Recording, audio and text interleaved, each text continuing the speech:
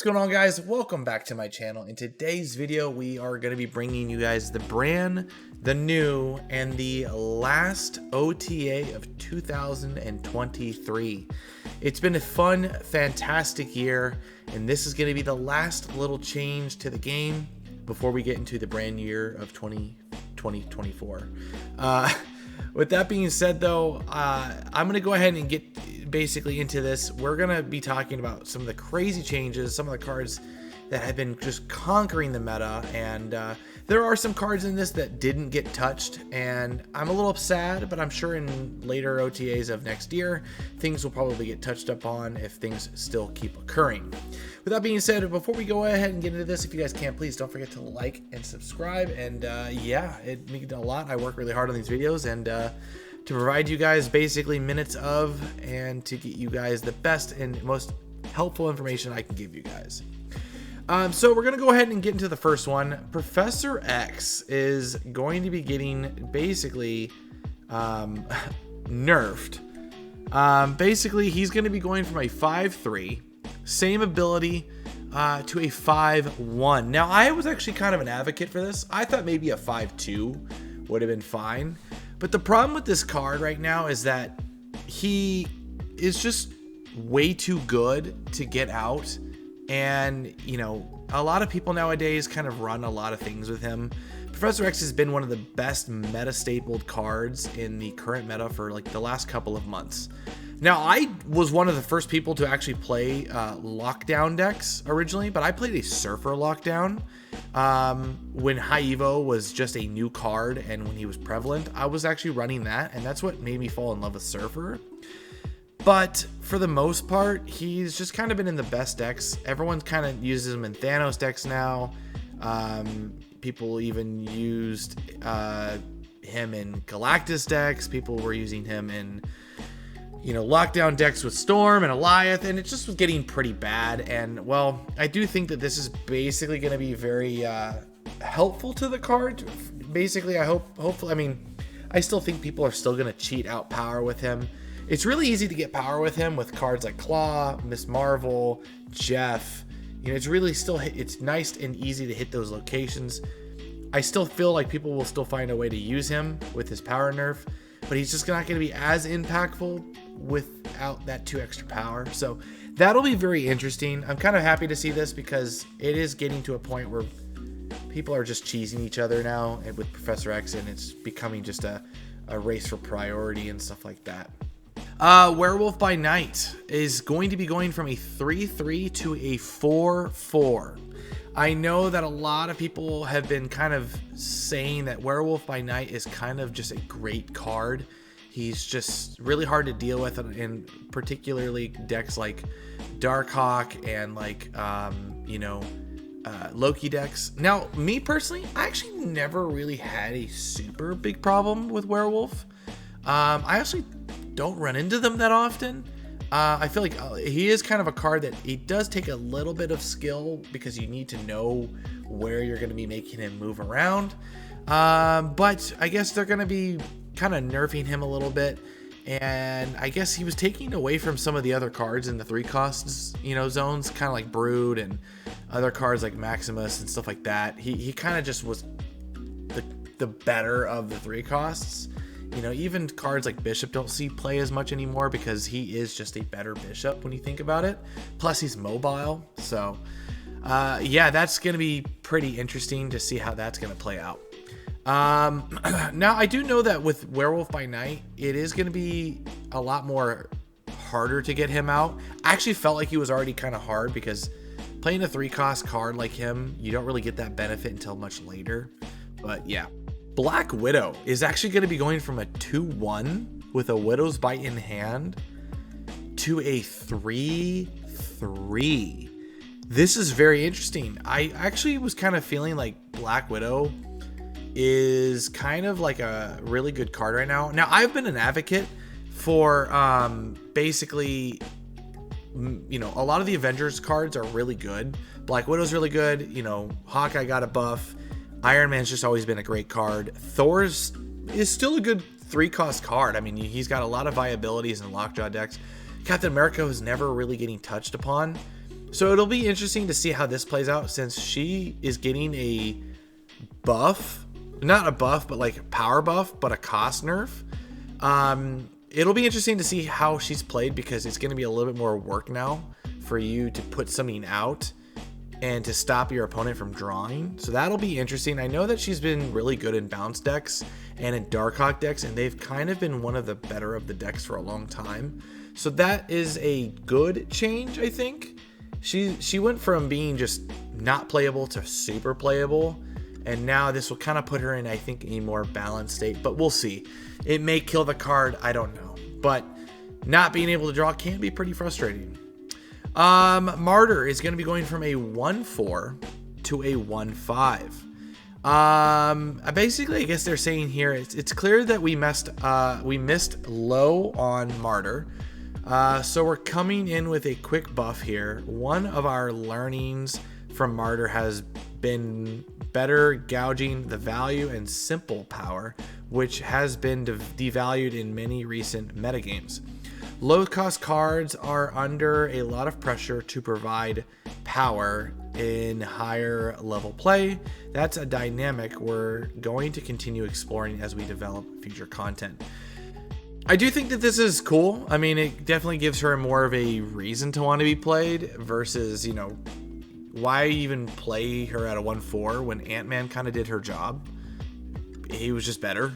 So, I still think that this card should have more power, because if it has more power, you won't feel super inclined to want to power her up, because if she can move, I mean, I tried to go for the most powerful Martyr just for memes, and when I did that, she was more prone to move, causing you to be more of a losing situation. So it'll be interesting to see how that plays out. I would feel more inclined to use her over, I would say, what is that card? Titania. But yeah, we'll see how that kind of plays out.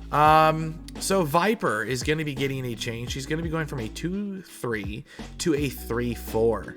I guess from what they're saying here is, and her ability's not getting changed. She's kind of getting a nerf here. Between Annihilus, Celine, and changes to Luke, decks focused on gumming up the enemy side of locations with bad cards have received a lot of new tools. As a deck gains options, sometimes it's interesting to look at shifting around the existing pieces to see where the play patterns could change. Viper's not a problematic card. Our goal isn't a nerf, but a change, and a 3/4 is interesting in that regard. However, our motivations for this change is largely an abundance of caution around Havoc. We tried some turn 3, turn 4 Viper plus Havoc ourselves, and it didn't impress. But a lot has changed since then. Loki and Elsa are weaker. Luke Cage provides less certain protection for Havoc. Some dominant decks have been even disappeared. Because of the potential for the combinations of plays that can be so unfair, we're making this change to ensure it doesn't exceed our expectations and wrap the metagame. It's also a good opportunity to experiment, shifting Viper to a different cost. So it sounds like they're experimenting. They're going to be changing some things. I don't know how I feel about this, because now that Junk is kind of now getting, like, you know, that nice, you know, playability. It's going to be interesting to see how this kind of works. But it is a power increase as well. So maybe in the future we can start using Viper in server decks. I mean, there'd be some pretty cool things you could probably do. Maybe you could even do things like you could do some Vipers into, you know, negative builds. Who knows? I mean, that would also make her a 4/3, but you know, you could try some interesting things out with this. I would be interested to see how this works. I am, you know, it does kind of take away from that Sentry synergy, so that's kind of a loss there, but we'll see. Now the best one on the list is my favorite one. Ronin the Accuser is finally getting a buff. Ronin the Accuser is one of my top 3 all-time favorite cards in Marvel Snap, and he's going to be getting a buff. He's going from a 5-3 to a 5-5, which is kind of awesome because he's now technically more powerful than Devil Dino, and I like that. I actually have some pretty good strategies to putting Ronin out and still getting his max power, but it will be nice to have that. I think this has been a long time coming. Basically, in their notes, they said the Accuser has been our buff. It has been on our buff list for some months. We waited to pull the trigger for a few reasons. There was some concerns about how to best push past archetypes. We were also considering a more significant rework, and eventually buffing Ronin headlong into Loki just didn't seem right. We decided to stick with some simple, for now, adding some power to create a more meaningful 5-cost threat. I love it, dude. I can't wait to start using this card more often. A lot of my channel has so many Ronin decks already, so this is really great, and yeah, I'm really excited to see this. Another one on our list is Maximus. Maximus is going to be receiving a tweak. It's kind of interesting. He's going to be going from a 3-7 to a 2-6. Your opponent draws 2 cards. This is actually an insane change when you think about it, because this is a card that you would typically use in a Ronin deck, but now he's a little bit more flexible. So it seems like they're buffing the Ronin archetype. I think that's awesome. As an additional support piece for Ronin, we're delivering a buff to Maximus here. So this is kind of a buff to him, I guess. Maximus was one of the early additions to Silver Surfer, providing a lot of power efficiency. As we've continued to release 3-cost cards, especially Dakin, Sebastian Shaw, Maximus has struggled to earn a slot. We were happy to see the release of Blob provide a surge to Maximus, and we decided to capitalize on that momentum and see if Maximus could even play a role in other decks. That's so cool, man. I love it. I think that's really awesome. Gladiator is going to be also receiving another change. He's going to be going from a 3-7 to a 3-8. This is a very similar change to one we're making higher up to Martyr. Gladiator has been more successful than Martyr, but it seems like there's still room for improve here. In addition, generally improving the card, moving Maximus out of a 3-cost slot will create a void for some Silver Surfer decks, and that did want to access a large amount of power on demand. That's an opportunity for Gladiator to flex some muscles. This is cool because originally he was a data mine to be a 3-8, and people were really sad when they saw him come out as a 3-7. So they're giving him a 3-8. He's going to be pretty much the new Maximus in decks when you really think about it, next to Sebastian Shaw and Brood. So that will be really interesting to see. Now keep in mind, Gladiator isn't a very popular Marvel character. Not a lot of people know who he is. Now, if you're a diehard fan, you do know who he is. But Captain America, man, he is iconic. Why? I want Captain America buffs. With that being said, Punisher is finally receiving a buff. It's not a lot, but it's something. He is going to be going from a 3-2 to a 3-3. Punisher has been unnecessarily weak for a while. However, I'm yawning here. However, as part of a new player experience, we need to be careful about how we adjust the card. For example, a 2-cost version was shifting some other piece of early game content to 3-cost. Even with that restriction, adding a single power is basically free and should just make the card more fun, a more fun game piece.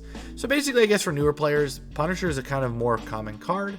Giving him 1 extra power, I think, is just kind of more in line for what they're trying to aim for. So that's cool. But yes, and then basically that's all for now. We will see you in 2024 with a brand new season. I'm really happy to see some of these changes, and I think that this is a great step for the end of the year. And bravo to Marvel Stat, man. With that being said, this is going to be the last OTA. I do want to say one major thing. If you made it to the end of this video, I really appreciate you. It has been such a great year for me as a content creator. I started off in January taking Marvel Snap as my main game to make YouTube content for you guys. We've gained almost 5.5 thousand subscribers this year, and I'm just very happy and I'm very excited. 5,500 subscribers in a year is my goal. Was 10,000, and we got just a little over that hump of half of that. I was also a goal to hit 100,000 views. We hit 4.5 million views on my channel. So this has been a great year, and I want to say thank you to everyone. Bravo for sticking around, and if you guys can, please don't forget to like and subscribe. I will catch you guys in the next one, and I hope you guys have a happy Christmas. Hey, you made it to the end of the video. If you guys can, please don't forget to like and subscribe and hit that notification bell, and I will catch you guys in the next one. Peace.